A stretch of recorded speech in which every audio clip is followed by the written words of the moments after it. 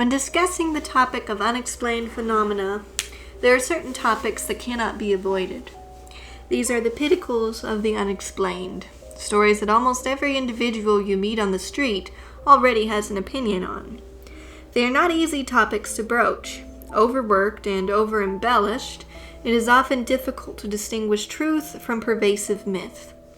We will be covering several of these legendary mysteries over the coming months, starting today with the infamous so-called Roswell incident.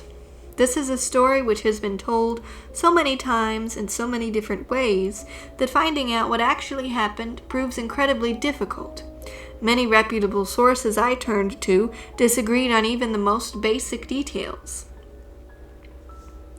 Conducting our preliminary research for this episode, we found that we ourselves did not agree on what happened at Roswell. Derek believes through his research that what crashed at Roswell was a Project Mogul radar target and balloon array. Through my own research, however, I came to the conclusion that what crashed was not a weather balloon at all.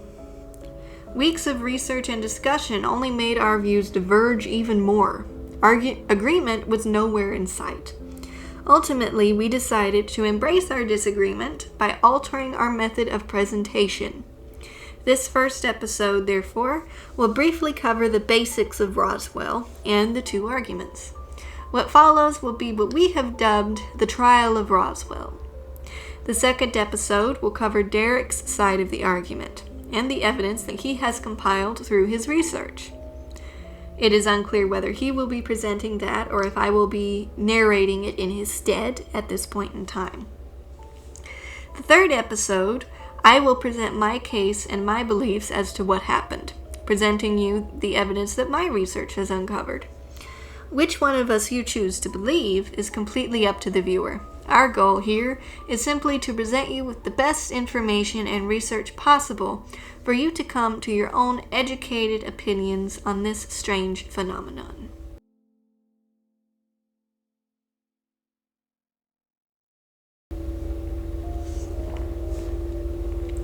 The events that took place in Roswell, New Mexico in the year of 1947 is so controversial that even the basic timeline of events is not agreed upon by different sources. What is known and cannot be disputed, however, is that on the 8th of July, the Roswell Daily Record ran a headline that changed the course of history. Roswell Army Air Force captures flying saucer on ranch in Roswell region. The press release that started this jarring headline was issued by Lieutenant Walter Haut on orders from Colonel William Blanchard. According to Haut, the colonel had been very specific in this statement. The incident came after a June that had been buzzing with reports of UFOs across the country. The term flying saucer only coined just a few months earlier in Kenneth Arnold's sighting. I believe that's his name. We will do an episode on that in the future. I don't have the research on it in front of me right now, but I believe he was flying near Mount Rainier, Washington. And the term flying saucer came from the fact that he said that these delta-shaped wings seemed to skip in the air like a saucer upon water. And so the media started calling them flying saucers. The name has stuck ever since. That was I think that was actually in June of 1947. So the year of 1947, and by the time that Roswell happened, was already full of UFOs. UFO history was made in that year for sure. So the incident came after June that had been buzzing with reports of UFOs across the country, and as such, the word that the Air Force had captured one of these saucers ignited a firestorm from the press. The report quickly made its way through America on the wings of newspapers nationwide, and was from there picked up by foreign newspapers as well.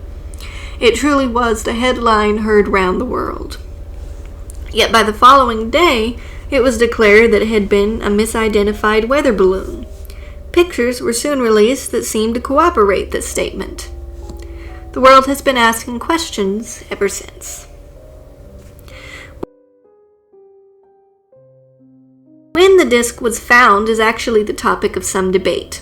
The story that I was most familiar with when I began this research stated that Mac Brazel, a ranch foreman in Corona, New Mexico, heard an odd sort of explosion, quote, on the night of July 4th.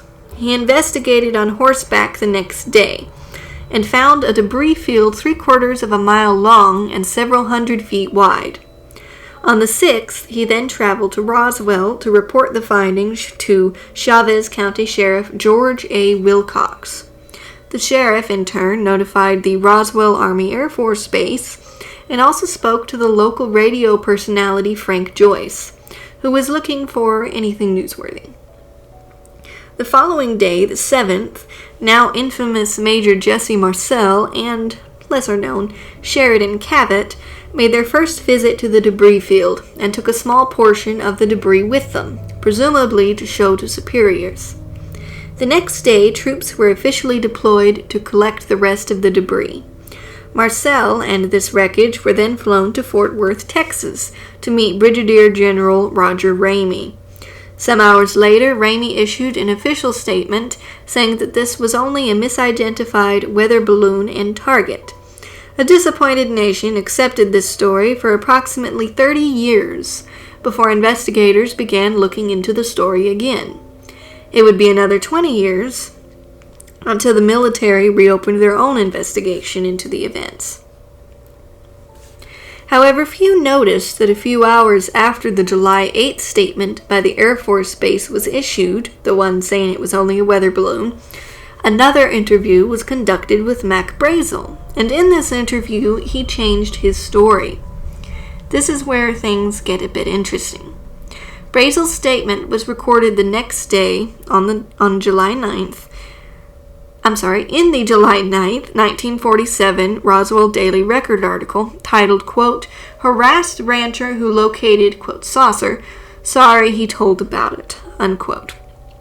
The full article will be provided in a resource link in the description box below. It is a live document, which I will add the transcripts of each Roswell episode to as we go as well.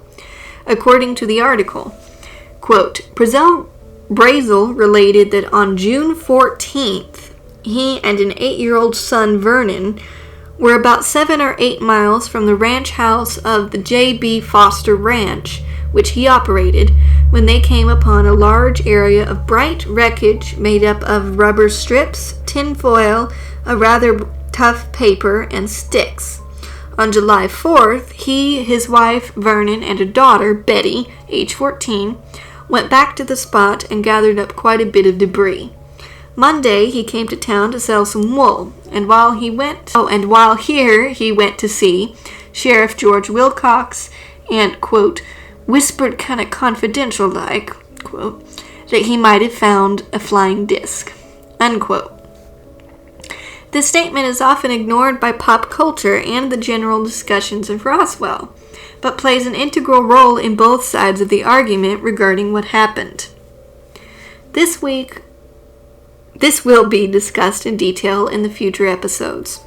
On the 50th anniversary of the Roswell crash, the official file by the military was reopened, and it was soon announced that what crashed was not exactly a simple weather balloon.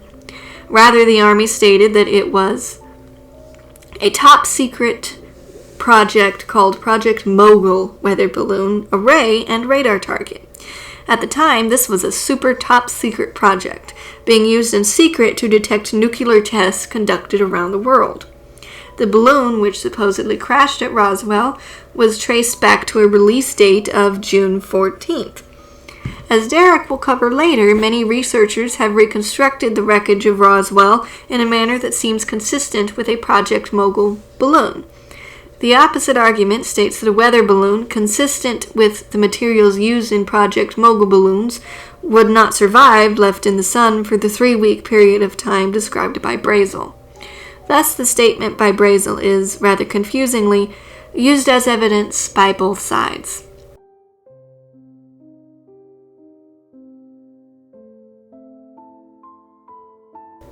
This episode has, of course, only scratched the surface of the story. There are many details and nuances to both sides of the argument. which we will be looking at in the future videos. But the facts presented here have shown that the most basic and fundamental aspects of Roswell, which will provide you with the information you need to have a basic idea of what Roswell really is and what is supposedly supposed to have happened there according to each side. We hope that you will join us as we cover the intricacies of this case and present you with the research in the next few episodes of the Phenomenal Files. Thank you for joining us this week. We may have a few filler episodes in between because I'm not sure how long it will take us to actually finish this. It takes a lot of research and a lot of work for each of these episodes.